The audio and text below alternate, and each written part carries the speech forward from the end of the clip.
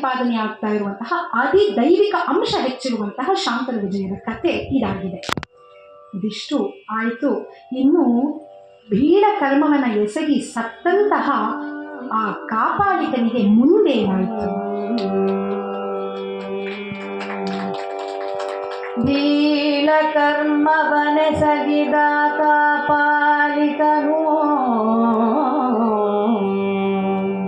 ತನ್ನ ಸುವಿನಂತ್ಯದ ಕಾಲದಲ್ಲಿ ನರಹರಿಯ ದಿವ್ಯಾಕಾರ ದರ್ಶನವು ತಾಲಭಿಸಲಗಳಿಂದಲೇ